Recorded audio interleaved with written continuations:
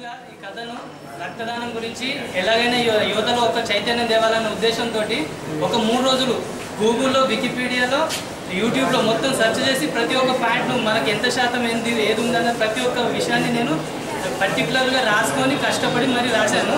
నాకు సహకారంగా చాలామంది హెల్ప్ చేశారు. మన బ్లడ్ బ్యాంక్ వారు కూడా, మన ఏరియా హాస్పిటల్ వారు కూడా చాలా సహకారం చేశారు. మన అజిన్ భాయ్ గారు డైరెక్షన్ చేశారు. మన చిన్న పూజారి గారి పర్యవేక్షణలో ఇదంతా చేశాము.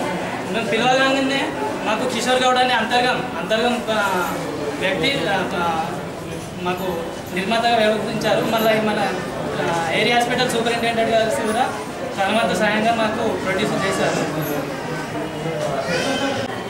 యోగాలో అవగాహన రావడానికి యోగా లఘు చిత్రం ప్రారంభించడం సమాజంలో రక్తదానం చేయడానికి యోగా సగం మంది ముందుకు రావట్లేదు.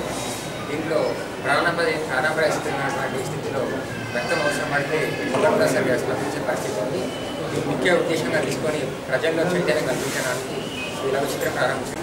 ఈ మీడియా ద్వారా మీరు అందరికీ అందజేసినట్టయితే దాని యొక్క ఇంపార్టెన్స్ అనేది అందరికీ తెలుస్తుంది. అనుకుంటారు రక్తదానం చేస్తే ఏదో ప్రాబ్లం అవుతుందని చెప్పేసి. ప్రతి మనిషి నెలకొకసారి రక్తదానం చేసినట్టయితే ఆరోగ్యంగా కూడా ఉండాల్సిన అవసరం ఉంటుందన్నమాట. సో ఎందుకంటే ఒక రక్తదానం చేసి ఒక మనిషిని ఎమర్జెన్సీ సిచ్యువేషన్స్లో కూడా కాపాడడం ఎన్నో మన జైచర్ ప్రభుత్వ ఆసుపత్రిలో ఉన్నాయి. ఎందుకంటే రక్తదానం అవసరం ఉన్నప్పుడు మీ దగ్గర ఉన్న మీ వాట్సాప్లో కూడా మెసేజ్లు రావడం, వాటి గురించి స్పందించడం. సో ఇవన్నీ కూడా నేను అనుకుంటాను మీ దగ్గర ఉన్న ఈ షార్ట్ ఫిల్మ్లో అవన్నీ పొందుపరచని అనుకుంటున్నాను. ఎందుకంటే ఇదంతా కూడా ఎమర్జెన్సీకి సంబంధించిన సిచ్యువేషన్స్కి ఎక్కడ యాక్సిడెంట్ అవుతుంది, యాక్సిడెంట్ అయిన మరుక్షణం వాళ్ళ రక్తం అవసరం పడుతుంది. ఆ యాక్సిడెంట్ అయిన ప్లేస్ నుంచి ఎట్లయితే 198కి ఫోన్ చేసిన విధంగా ఉంటుందో అదేవిధంగా కంపల్సరీ యాక్సిడెంట్ అయిన పేషెంట్ ఖచ్చితంగా రక్తం అవసరం అవుతుంది. వాట్సాప్లో కొన్ని ఉంటుంది. దాని నుంచి మీకున్న సపోర్ట్కి సంబంధించిన గ్రూప్స్ పాస్ చేసినట్టయితే ఇమీడియట్గా మనకు యాక్టివిటీ అనేది స్టార్ట్ అయ్యే అవకాశం ఉంది.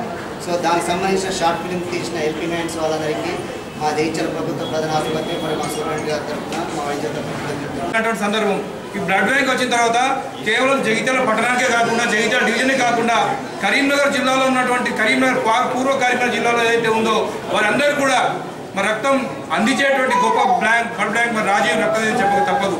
నిజంగా కూడా హెల్పింగ్ హ్యాండ్స్ వారు ఆ దిశనే కాకుండా ఇంకా కూడా టెక్నాలజీగా ముందుకు పోవాలనే ఉద్దేశంతో వారు ఒక డాక్యుమెంటరీ సినిమా తీసి నేటి యువతకు ఒక ఆదర్శంగా ఉండాలనే ఉద్దేశంతో మరి ముందుకు రావడం నిజంగా కూడా మరి హృదయపూర్వకంగా వారికి నమస్కారం తెలియజేస్తూ రానున్న రోజుల్లో కూడా ప్రతి సమాజంలో ఉన్నటువంటి యువత కూడా ఒక మంచి సన్మార్గ మార్గంలో పోయితే మరి దేశం తద్వారా రాష్ట్రం కూడా బాగుపడుతుందని చెప్పి సందర్భంగా నేను విజ్ఞప్తి చేస్తా ఉన్నాను. దాంతో బ్లడ్ బ్యాంక్ నిజంగా కూడా రావడం నిజంగా ఈ జగిత్యాల ప్రాంతానికి గౌరవ శాసన సభ్యులు జీవన్ రెడ్డి గారు కూడా ఒక కృతజ్ఞత భావంగా వారు పనిచేసినందుకు కూడా నిజంగా శంకరయ్య గారికి మరి వారి యొక్క సిబ్బంది కూడా మరి మనం రక్తదానం చేయలేని పరిస్థితుల్లో మనం చేయబోయేటటువంటి ఒక రక్తం ఏదైతున్నదో దాని సమయం పీరియడ్ ముగియడంతో ఆ కణాలు క్షీణించిపోతుంది. అంటే మనం రక్తాన్ని ఒకరికి బదిలీ చేయడంతో మనలో వృధా పోయేటటువంటి యొక్క రక్తాన్ని మాత్రమే ఇస్తున్నాం మనం. అంతేగాని ఏదైతుందో మనకు శారీరకంగా ఏ విధమైనటువంటి ఒక బలహీనత కానీ మరి భారం కానీ పడేటువంటి అవకాశం లేదు. కానీ ఇప్పటికి కూడా ఏదైతుందో సమాజంలో కొంత ఇంకా కూడా అపోహలు ఉన్నాయి. నేను నిన్న షార్ట్ ఫిల్మ్ కూడా చూడడం జరిగింది.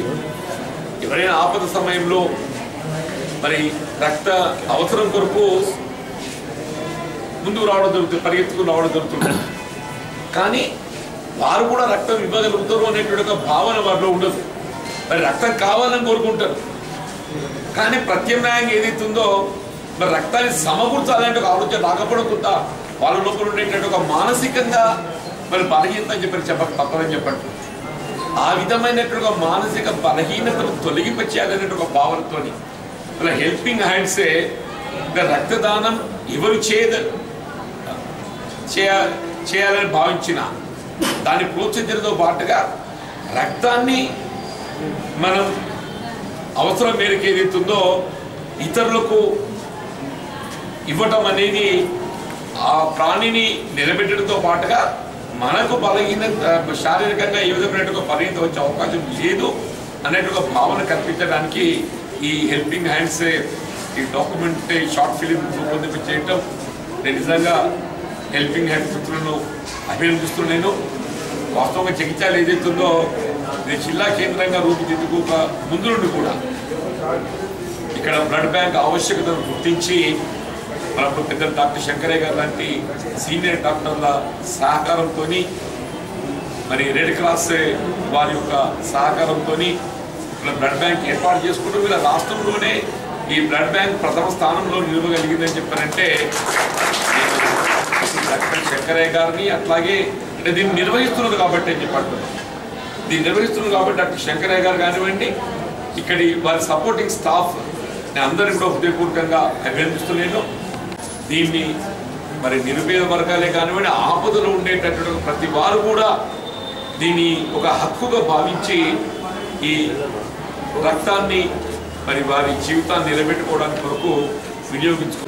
మరొకసారి హెల్పింగ్ హ్యాండ్స్ ఈ డాక్యుమెంటరీ షార్ట్ ఫిలిం నిర్వాహకుడు అయినటువంటి శ్రవణ్ కానీ, వెంకటేష్ కానీ, అజీమ్ కానీ వారిని హృదయపూర్వకంగా అభ్యర్థన తెలుపుతూ సెలవు తీసుకుంటున్నాను.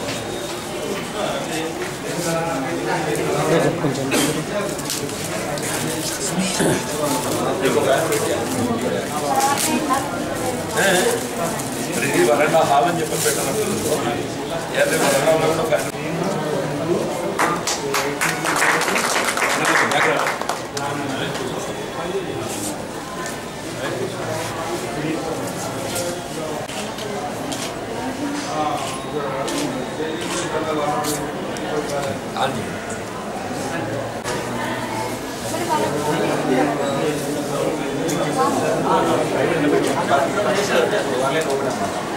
ఆన్లైన్లో చూసుకోవచ్చు, డైరెక్ట్ అప్లోడ్ చేస్తాను. మీడియా